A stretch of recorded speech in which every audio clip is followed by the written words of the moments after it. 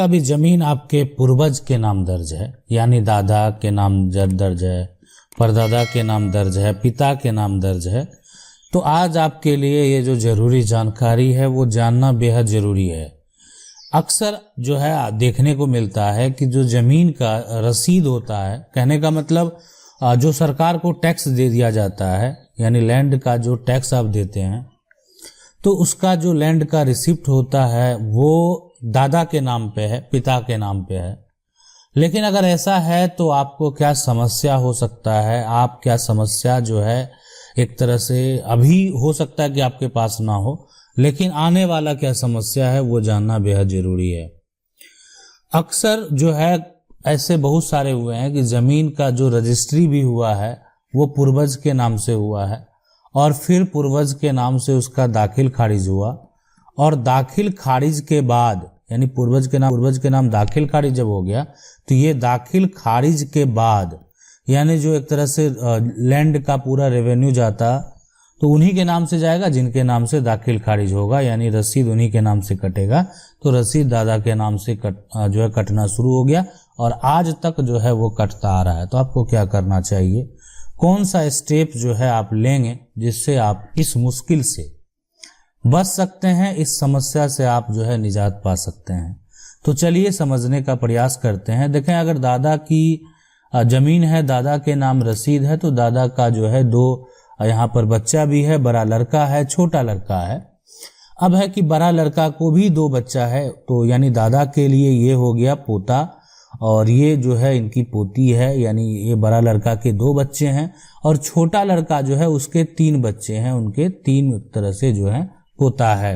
तो चलिए यहाँ समझने वाली बात क्या है, और जो सबसे बड़ा सवाल है कि वो ये है कि अगर मान लेते हैं कि इस जमीन जो भी प्रॉपर्टी है, जमीन है, वो अगर बेचना चाहता है बड़ा लड़का तो क्या वो बेच सकता है। देखें, दादा के नाम से रसीद है तो बेच सकता है, छोटा लड़का बिल्कुल बेच सकता है ना। दादा के नाम से संपत्ति है, मतलब इनके तो पिता के नाम से संपत्ति है, हम इनकी बात कर रहे हैं। अब एक पोता चाहता है कि अपने दादा की संपत्ति को बेचना।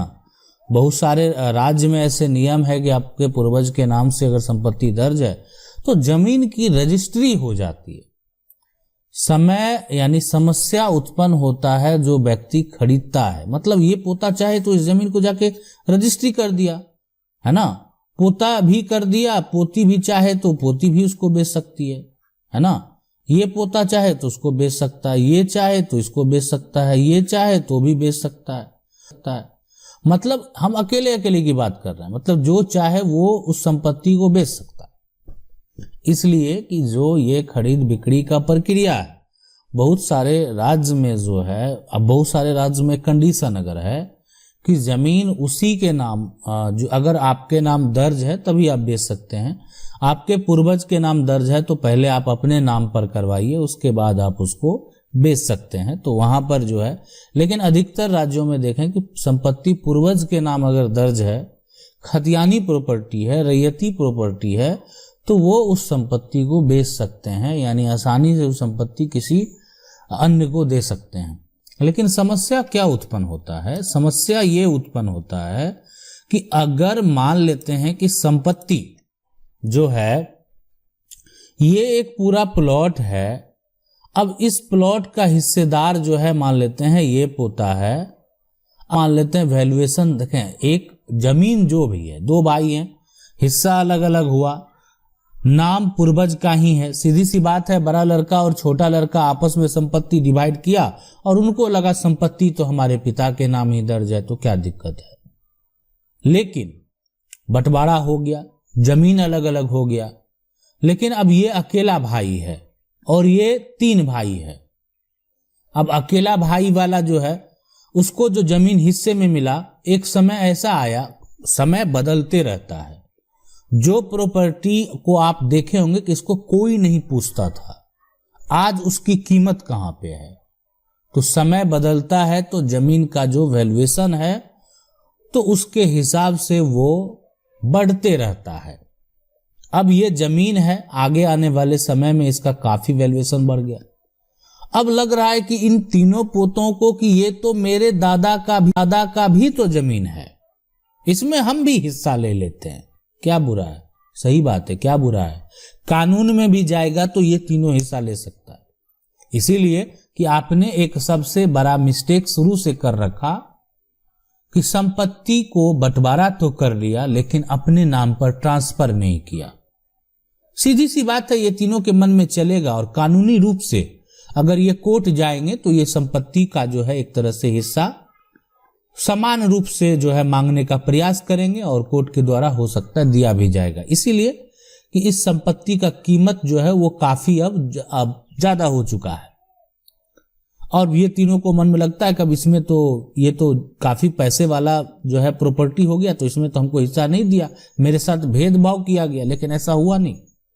शुरू में एक दो भाई का जब बंटवारा हुआ, आज आप दो भाई हैं और आप जो है एक तरह से आपके बीच में काफी बेहतर अंडरस्टैंडिंग है, तो आप जो है सोचेंगे कि हाँ ठीक है, जहां होगा दोनों भाई अपना एडजस्ट कर लेंगे। लेकिन जब समय बीतता है, जनरेशन बढ़ते हैं, तो वो ये बात नहीं सोचते। तो इसीलिए मेरा ये कहना है, ऐसा नहीं कि अभी आप तब विवाद उत्पन्न करें। काश ये संपत्ति का बंटवारा हुआ होता और ये बड़ा लड़का और छोटा लड़का अपने नाम पर अलग अलग, ये पूरी जमीन को अपने नाम पर अलग अलग जो है वो करवा लिए होते, तो ये समस्या उत्पन्न नहीं होता। इसीलिए कि छोटा का भी इसमें शेयर होता और छोटा का भी हक होता। या पूरी संपत्ति अगर ये बड़ा का हिस्सा था तो सीधी सी बात है कि ये संपत्ति जो है, जो बड़ा लड़का है वो अपने नाम पर, यानी पूरी प्रॉपर्टी जितना वो जमीन था, पूरी प्रॉपर्टी को बड़ा लड़का अपने नाम पर अगर करवा लेता, तो अपने नाम पर अगर करवा लेता तो फिर ये जो है इनके जो बेटे हैं उनके नाम ट्रांसफर हो जाता। नाम ट्रांसफर हो जाता तो फिर ये समस्या उत्पन्न नहीं होता। जमीन का जो है फिर ना रजिस्ट्री होता और ना उसका दाखिल खारिज होता, तो समस्या इसमें लगा रहता और ये भी साबित करना आसान होता कि ये संपत्ति किसके हिस्से में है, क्यों ना आपका मौखिक बंटवारा हुआ हो। इसीलिए एक मौखिक बंटवारा तो हुआ और साथ में सभी ने अपने अपने जो हिस्से हैं उसको अपने नाम पर एक दूसरे के सपोर्ट से जो है अपने नाम पर करवाए, मतलब एक दूसरे का सपोर्ट लिए और फिर उसको अपने नाम पर करवाए। तो ये जो तरीका है, ये यानी जो तरीका है उसको फॉलो करना बेहद जरूरी है। अभी यहां पर क्या है, जितने हिस्सेदार हैं आके वो जमीन बेच देंगे तो क्या दिक्कत, समस्या होगा, लड़ाई उत्पन्न होगा। आज आप देखें अपने आसपास में कितने परिवार में ऐसा हो रहा है कि कोई उसका हिस्सा बेच दिया। क्यों बेचता है? कारण यही है ना, कारण यही है कि जमीन उनके पूर्वज के नाम पर है। अगर वो संपत्ति को वो अपने नाम पर ट्रांसफर कराता, जो उसकी जमीन है, छोड़े हुए है पूर्वज के नाम से, लैंड का टैक्स भी पे करता है, रेवेन्यू भी वो जो है जमा करता है, रसीद भी कटवाता है, लेकिन संपत्ति फिर भी पूर्वज के नाम पर है, जो कि आज वो जीवित भी नहीं है। तो क्यों ना उनके जो जनरेशन है उस संपत्ति को बेचेंगे, बिल्कुल बेचेंगे, हकदार हैं वो बेचने के। और जहां वो ऐसा करते हैं तो परिवार में विवाद उत्पन्न होता है, तब मामला जाता है कोर्ट में। अब कोर्ट तो आपको फिर से बंटवारा कर देगी, कोर्ट जो है एक समान रूप से फिर से बंटवारा कर दी। तो ये समस्या, विवाद में उलझन से बचने के लिए आपको ये नियम को एक्सेप्ट करना चाहिए। अगर आप अपने पिता की संपत्ति को अपने नाम करा रहे हैं तो करा लीजिए, उसमें आपको विलंब नहीं करना है।